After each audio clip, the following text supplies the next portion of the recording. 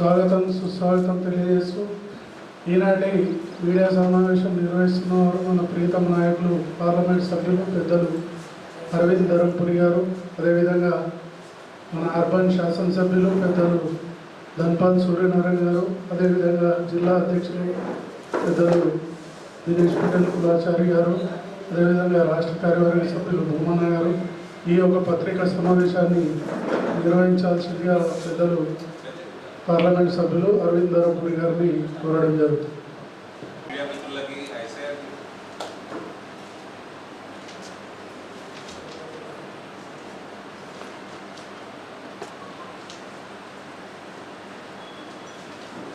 మనము first SIR ప్రక్రియ కొనసాగుతా ఉంది మన రాష్ట్రంలో.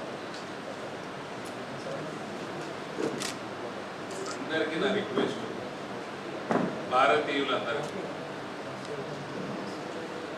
బంగ్లాదేశ్ రోహింగ్యాలు వచ్చి ఇక్కడ నివసిస్తూ దొంగోట్లు పోయిన పార్లమెంట్లో వేసిన వాళ్ళకు కూడా రిక్వెస్ట్, మీరందరూ వెళ్ళిపోండి.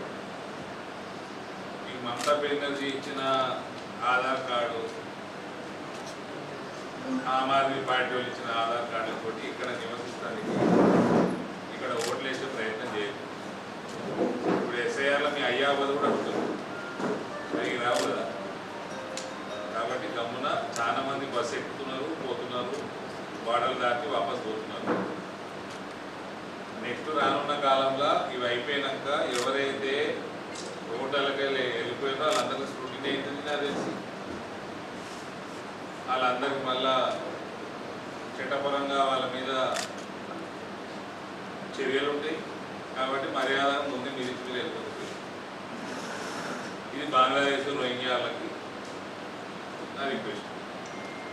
ఇక భారతీయులందరికీ ఈ ప్రక్రియలో దయచేసి పాలు పంచుకోండి. గ్రామాలలో బ్రహ్మాండంగా కొనసాగుతుంది నిజామాబాద్ పార్లమెంట్లో. అర్బన్లో చాలా వేగవంతం కావాల్సిన అవసరం ఉంది. ఇది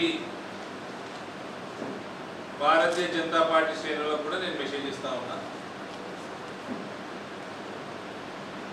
ముస్లింలై డబల్ ఓట్లు ఉంటాయి, అక్కడ రోహింగ్యా వాళ్ళే ఉంటాయి, బంగ్లాదేశ్ని అటు కొనాల్సిన అవసరమే లేదండి. అందులో మనం తలదూర్చుకోవాల్సిన అవసరమే లేదు. వాళ్ళందరూ ఎగిరిపోతాయి, డబల్ ఓట్లునే ఎగిరిపోతాయి. బంగ్లాదేశ్ వాడు రోహింగ్యా వాడు వచ్చి ఇక్కడ చేసుకున్న వాళ్ళందరూ ఎగిరిపోతాయి. మనము మన ఓటు, భారతీయుల ఓటు పోకుండా మనం జాగ్రత్త పడదాం.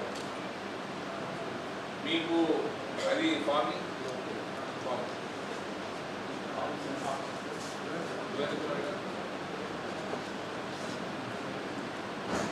ఒకవేళ ఫామ్ రాకపోతే ఆన్లైన్లో కూడా మీరు చేసుకోవచ్చు.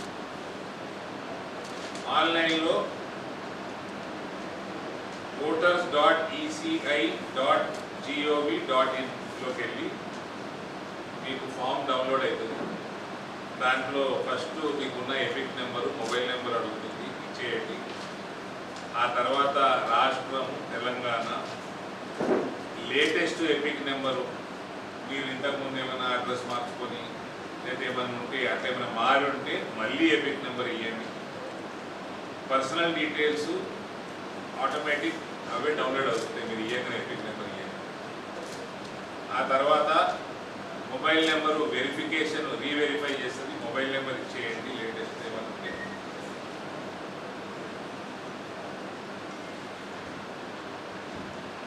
2002 తర్వాత మీ ఓటర్ ఐడి ఉంటే EPIC details of father, voter ID details of father, mother or grandfather or grandmother details అడుగుతుంది.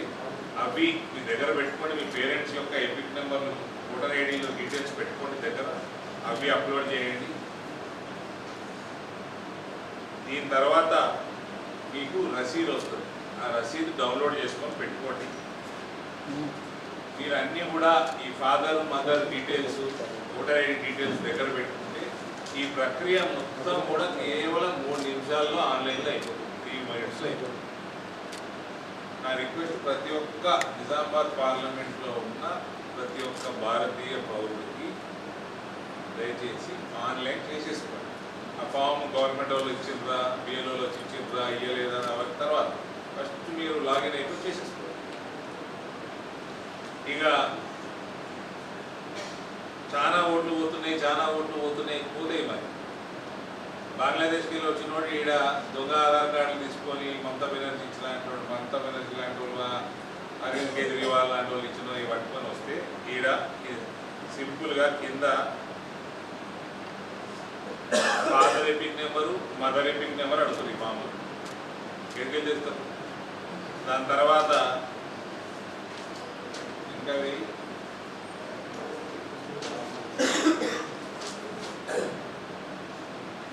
11-12 డాక్యుమెంట్స్ ఉన్నాయి. ఆధార్ కార్డు మీరే కాదు, తల్లి తండ్రిది కూడా అడుగుతున్నారు. ఓటర్ ఐడి లేదా పాస్పోర్టు లేదా ఆధారు లేదా driving licence, proof of identity, proof of address, proof of birth, place of birth, date of birth. ఇవన్నీ ఎడికలు దొరుకుతాయి. బంగ్లాదేశ్ వాడికి దొరికాయి. అలా నయనే అమ్మాయి రోహింగ్యా వాడికి దొరికాయి. కాబట్టి ఓట్లు ఎగిరిపోవు. మనము భారతీయ జనతా పార్టీ శ్రేణులందరూ మన ఓట్లు పోకుండా మనం జాగ్రత్త పడాలా. మనం కొంచెం మోటివేట్ చేసి ఈ ఫామ్స్ ఫిల్ చేయించి వాపసు బిఎల్ఓలకి సబ్మిట్ చేసి వరకు మనము మన బూతులలో మనం ప్రయత్నం చేద్దాము. ఆన్లైన్ కూడా చేయడానికి అందరికీ బూత్లో ఉన్న మన వాళ్ళందరికీ కూడా ఆన్లైన్ చేసుకోవడానికి మీరు చేయాల్సిన పబ్లిసిటీ కానీ రిక్వెస్ట్ కానీ దయచేసి చేయండి. అందరి దగ్గర వాట్సాప్ గ్రూప్ ఉన్నాయి. మనకంటే మేము చేసే రాజకీయాల కంటే గ్రామాలలో వాట్సాప్ గ్రూప్లలో రాజకీయాలు ఎక్కువ. కాబట్టి ఆన్లైన్ మన వాళ్ళతోటి ఓటు ఎన్రోల్మెంట్ ఎన్యూమరేషన్ చేంజ్ చేసుకోండి. ఎస్ఐఆర్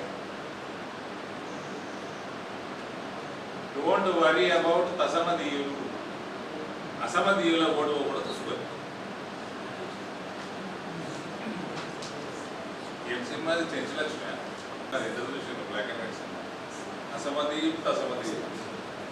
1,85,000 ఫామ్లు వాపసు వచ్చినాయి. 1% 2% అలా 3,85,000 ఫామ్స్ వాపసు కూడా వచ్చినాయి. నిజామాబాద్ అర్బన్లో తక్కువ. నిజామాబాద్ అర్బన్లో తక్కువ ఉండడానికి ఇక్కడ 43% ముస్లిం పాపులేషన్ ఉంది, 57 హిందువుల పాపులేషన్. పాత లెక్కల ప్రకారం ఇప్పుడు ఎంత మారుతుంది తెలియదు. మారుతుంది పాపం.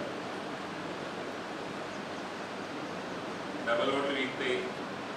నా లోక్సభ ఎన్నికలలో 2019లో 1,10,000 ఓట్లు పోలేని ఒకరికి 2,00,000 24.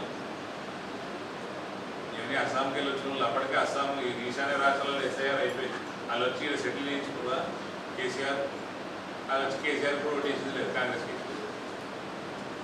ఈ బలిగింది కేసీఆర్. వాళ్ళందరి పీక్తాయి.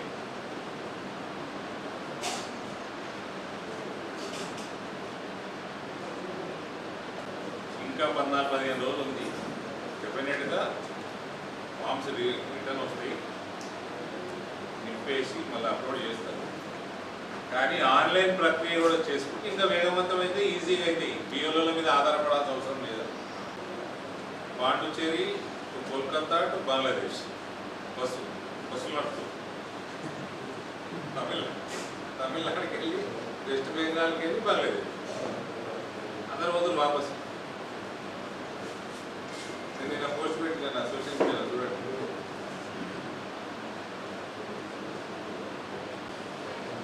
మొన్న నా సెల్ఫీ వీడియో తీసి కూడా సింగురాలే కాంగ్రెస్. సుదర్శన్ రెడ్డిని అడుగురు sir. Sudarshan Reddy press meet పెట్టడా పోయి ఇంటికి పోయి తీసుకొని ఎందుకు ఏంది సంగతి? ముప్పరెడ్డి ఇంటికి పోయి తీసుకొని ముప్పరెడ్డి పెట్టడా? అరే ప్రెస్కు పెట్టడా? అడుగురు పోయి దగ్గరకు వస్తుంది. అంత లోపల వీళ్ళకి సిగ్గు వచ్చేమని చేస్తారేమో అని వీడియో తీసి పెట్టిన సెల్ఫీ వీడియో. దీంతో ఆగుతారా సరే, లేదా ఇంకా ఇవ్వలుగుతుంది మీరే మీరు కూడా మీకు. అది కూడా దగ్గరకు వస్తుంది. ఆ టైం కూడా ఇంకా పసుపుడికి ల్యాండ్ ఇస్తలేదు.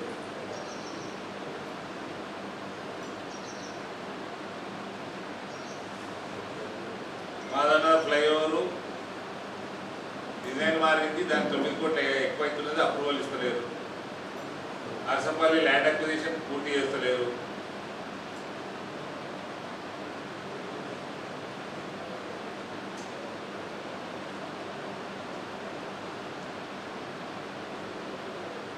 ఓపెన్ చేసుకున్నాం మనం.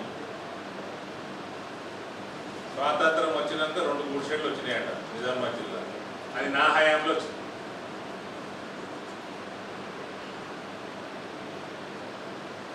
ఇలా ఓపెన్ చేసుకున్నాము, బ్రహ్మాండంగా ఉన్నది. బ్యూటిఫుల్ ప్రోగ్రామ్ రైల్వేస్ చేసింది. వాళ్ళ మన రాష్ట్రానికి 20 టైమ్స్ అదనంగా రైల్వేస్ మీద బడ్జెట్ ఎంత పెరిగింది చెప్పినాం. అక్కడ మీకు డీటెయిల్స్ కూడా వచ్చినాయి, రైల్వేస్ కూడా పంపినాయి, నా కార్యాలయం కూడా పంపింది. తెలంగాణకి 40,000 కోట్ల పైన వర్కులు నడుస్తూ ఉన్నాయి రైల్వేస్ సంబంధించిన తెలంగాణలో. మళ్ళీ వీళ్ళు కేంద్రానికి వెళ్ళి పైసలు వస్తలేవు, కేంద్ర పైసలు అంత పిచ్చగాలేనే. కాంగ్రెస్ పిచ్చమని కూడా అలవాటు అయిపోయింది. ఆ కేసీఆర్ పిచ్చగా చేసిపోయాడు. ఆ కేసీఆర్కి ఏమో తెలంగాణ సర్ప్లస్ రాష్ట్రం ఇచ్చింది. తెలంగాణ నేనేమో 7 లక్షల కోట్లు 8 లక్షల కోట్లు అప్పు చేసిపోయిందని వార్తలు చదువుతా ఉన్నాను. ఇక దాని లోన్లు ఇంట్రెస్ట్లు కట్టడానికి పిచ్చమైంది. వీళ్ళు మళ్ళీ వేసిన వాగ్దానాలన్నీ అవన్నీ తెలిసి చేసారు, ప్రజల్ని మోసం చేసేది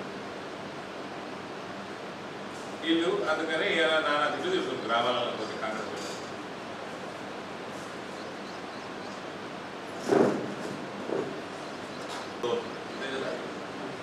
మొత్తం ఆల్మోస్ట్ కంప్లీట్ అయింది.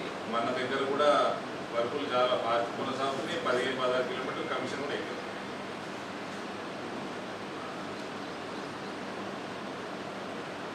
తెలంగాణలో 100% రైల్వేస్ ఎలక్ట్రిఫై అయిపోయినాయి.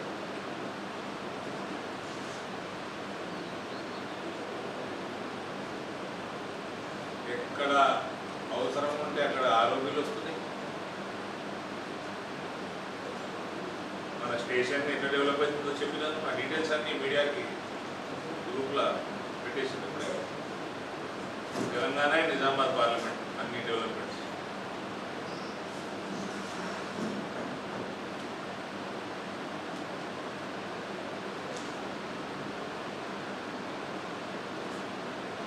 కేంద్రీయ విద్యాలయం మీద ఎట్లా కేంద్రీయ ఏదో ఆదివారం రోజు ఫౌండేషన్ స్టోర్ వేస్తున్నారు అని వినబడతా ఉంది. కన్ఫర్మేషన్ వస్తే డెఫినెట్లీ మాకు బీజేపీకి కావాల్సిన చోట మేము ప్రజల కోసం ఏది కన్వీనియంట్ దానికోసం కొట్టాలి. మా చుట్టాల ల్యాండ్లు ఉన్నాయి, అక్కడనే పెట్టుకోవాలి ఇన్స్టిట్యూషన్లు అని మనకు ఉంటుంది. మా చుట్టాలు వేరే పార్టీల అధ్యక్షులు ఉన్నారు, అదే పార్టీలో నేను ఉంటాను, నాకు అంటున్నారు. కాబట్టి ప్రజలకు ఏది మంచిది, భవిష్యత్తు దేశానికి ఏది మంచిది, ఏ పార్టీ భావజాలం మంచిది, దానికోసం కూడా మాకు కావాల్సిన చోట వచ్చింది. 5 ఎకరాలు మినిమం ఇచ్చిండ్రు, దాన్ని 10 ఎకరాలు కూడా చేపిస్తాం. మర్యాద చేస్తే మర్యాద చేయించుకుంటాము, వంగబెట్టి చేయించాల్సి వస్తే వంగబెట్టి చేపిస్తాం. సార్, తెలంగాణకు ధాన్యం కొనుగోలు పాట పెంచాలి ఎలా చూసి విషయాన్ని కలిసినట్టున్నారు సార్. నేను నిన్న మీ వార్తలలో చూసిన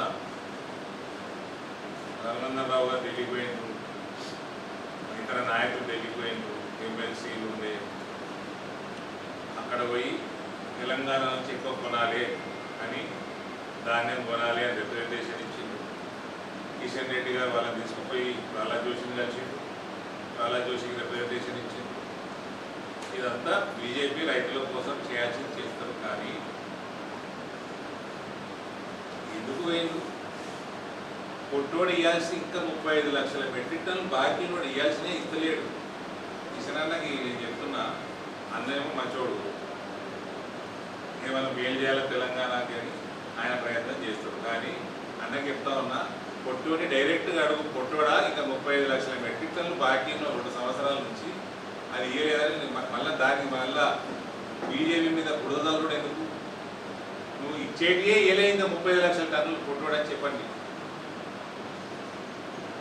ఇదేదో మనం కొట్టలేము, కేంద్రం కొట్టలేదు, తెలంగాణ ఏనిక సిద్ధం సిద్ధంగా ఉన్నది, కేంద్రం ముట్టలేదు అన్నట్టున్నది.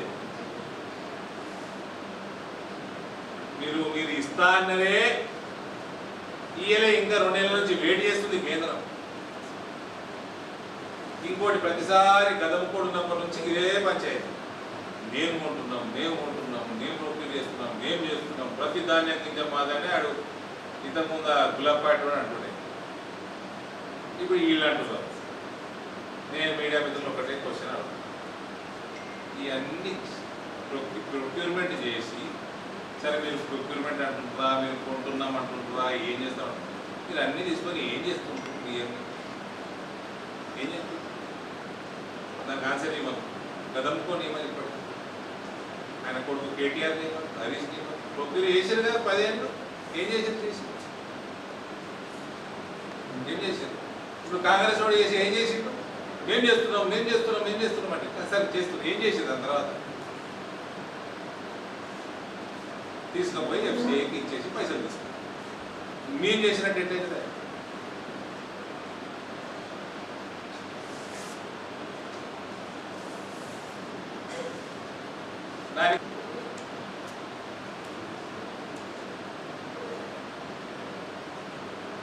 మేము చేస్తున్నాం అంటుండే గతంలో అంటుండే.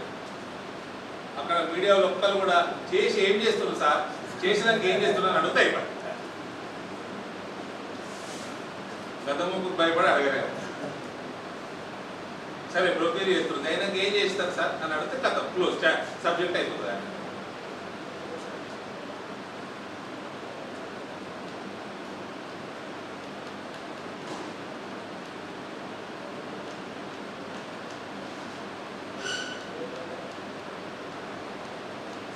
బీజేపీ శ్రేణులందరికీ చెప్తున్నా, బియ్యం విషయం వచ్చినప్పుడు కిషన్ అన్న కేంద్ర మంత్రి, ఆయన టైం వేస్ట్ అవుతుంది.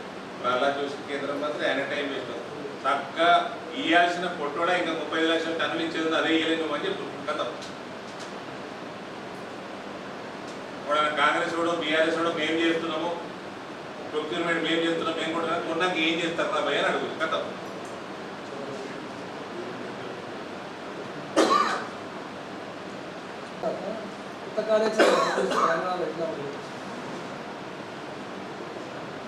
Telangana will be a cakewalk for Bharatiya Janata party next time. నేను భువనగిరిలో పార్టీ కార్యక్రమం అవ్వమంటే అక్కడ మీడియాతో మాట్లాడుతున్నా అన్న, నా గడ్డ మీద నేను అనాలి.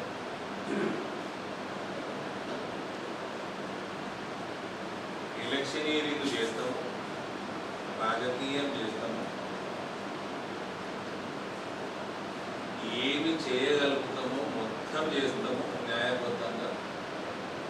ఆకాశం కింద భూమి మధ్యలో, ఆకాశం భూమి మధ్యలో ఏమైనా చేస్తాం న్యాయబద్ధంగా. ఇక్కడ భారతీయ జనతా పార్టీ ప్రభుత్వం చేస్తాం.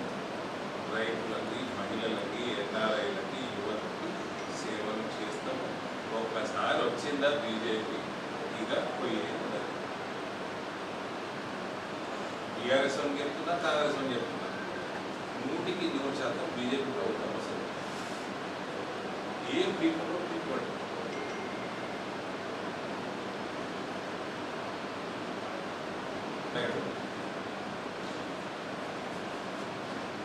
ఇది సంప్రదించిన బియ్యం, వీళ్ళని సంప్రదించే, వీళ్ళు చెప్పిన టార్గెట్ ఏది, వీళ్ళని సంప్రదించే పెడతారు వెబ్సైట్ టార్గెట్.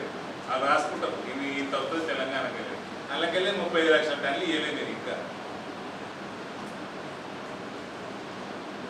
కాంగ్రెస్ బీఆర్ఎస్ మధ్యన ఈ అప్పుల పంచాయతీ నడుస్తుంది. అసలు అప్పుల గురించి మీకు రాష్ట్ర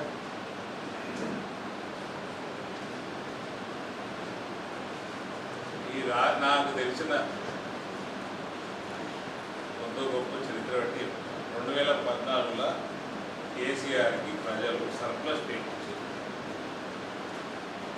దాన్ని ఈ మధ్య మీ వార్తలలో చూస్తున్నది 7 నుంచి 8 లక్షల కోట్ల అప్పుల పాలు చేసింది కేసీఆర్. అది తెలిసి ఉండగా రేవంత్ ఇంప్లిమెంట్ చేయలేని ప్రామిసులు చేసిండు, ప్రజల్ని మోసం చేసిండు, కాంగ్రెస్ చేసిండు.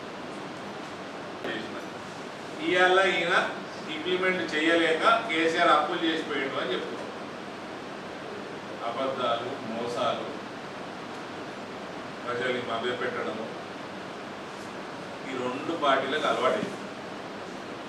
వాడేమో కాళేశ్వరం కడితే అది కూలిపోయేటట్టు కట్టిండు వాడు. ఇప్పుడు అంటాడు నాకు 3 నెలల సమయం ఇస్తే నేను నింపి చూపిస్తా అంటాడు. ఈయననేమో రాగానే అది బొగలేయకుండా 1 సంవత్సరంన్నర భయపెట్టించి ఆ కమిషన్ ఈ కమిషన్ అనుకుంటా రిపోర్ట్ ఇచ్చి అందులో అవకతవకలు ఉన్నాయి, కరప్షన్ ఉన్నది, క్వాలిటీ లేదని రిపోర్ట్ వచ్చినాక వాడిని బొగలేయకుండా అప్పుడు పైసలు తీసుకొని సిబిఐకి ఇచ్చింది. ఈయననేమో నువ్వు చెప్పినట్టు నేను నీళ్ళు ఇస్తే కూలిపోతే ఎట్లా అని ఈయన పంచాయతీ. వాడు దొంగ, ఈడు గజ దొంగ.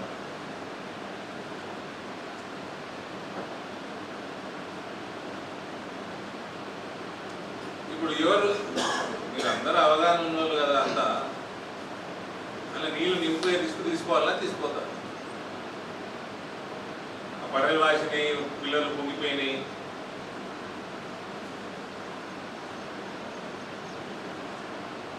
అలా కుంగిపోయినట్టు కట్టినవన్నీ బొక్కలేయాలా లేదా?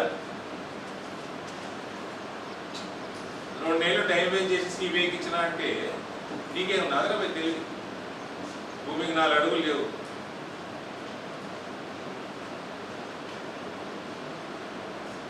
ఆయన ఏమో 8 అడుగులు ఉంటాడు టెలిఫోన్ పోల్ లెక్క హరీష్. నా సమయం మీద నేను నింపుతా అంటాడు.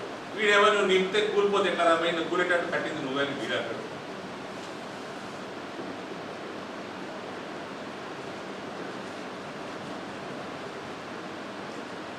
వీళ్ళిద్దరు కలిసి ఆడుతుంటున్నావా?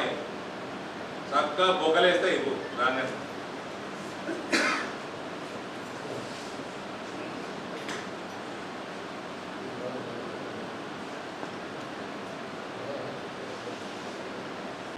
ఊకే నెక్స్ట్ టైం ఎవడన్నా స్టేట్ గవర్నమెంట్ వాడు, సివిల్ సప్లైస్ మంత్రులు, ముఖ్యమంత్రులు, ఉప ముఖ్యమంత్రులు ఎవరన్నా మేము ఉంటున్నాం అంటే కొన్నాక ఏం చేస్తారని ఒకటి అడుగుతారు ప్రశ్న. ఒక ప్రశ్న అడుగుతా కదా, మళ్ళీ ఇంకోసారి మాట్లాడు.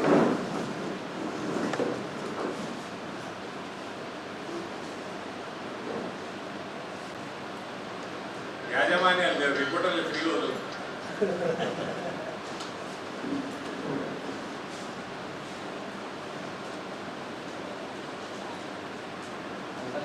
రాష్ట్రంలో వర్షాభావ పరిస్థితులు కనిపిస్తే ఏమైనా రివ్యూ చేసి కానీ లేదు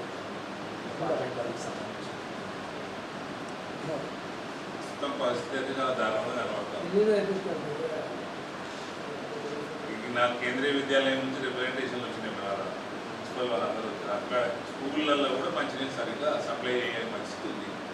అంటే ఒకటి సరే వర్షాలు పట్టలేదు, ఒకటి ప్రీ ప్లానింగ్ లేదు.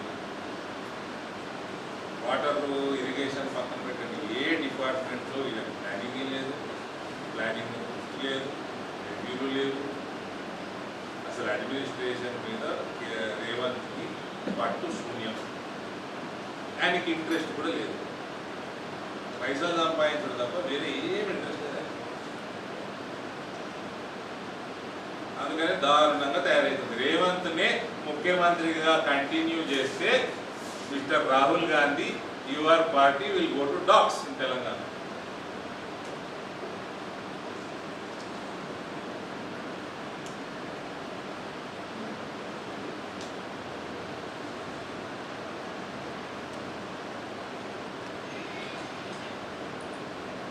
గట్టేయడం వస్తాడు రేవంత్ కాంగ్రెస్ పార్టీ పక్క.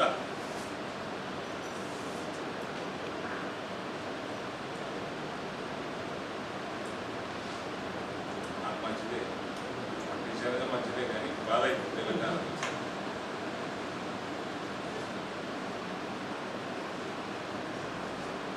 ఆయన కూర్చున్నాడు బాగా. ఆయన ఆల్రెడీ ముఖ్యమంత్రి అయిపోయినాను కేసీఆర్ కూడా.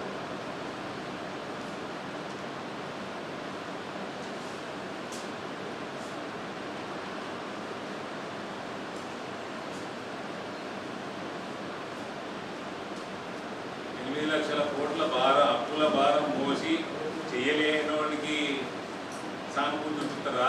సర్ప్లస్ స్టేట్ని 8 లక్షల కోట్ల అప్పులలో ముంచిన చూపుతారా? చెప్పండి. ఇది దొంగతుంది.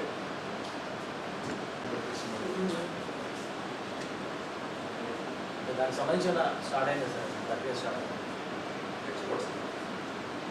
ఎక్స్పోర్ట్స్ పక్కా అనౌన్స్ చేసింది. దానికి సంబంధించిన రైతులకు ఇంపాక్ట్ అవ్వడం కానీ ఇక్కడ నిజామాబాద్ ప్రాంతంలో పండే పసుపులో ఎక్స్పోర్ట్స్ డౌట్ లేదు, కానీ అందులో మేజర్గా హర్డులు మందులు కొట్టడం తగ్గారు.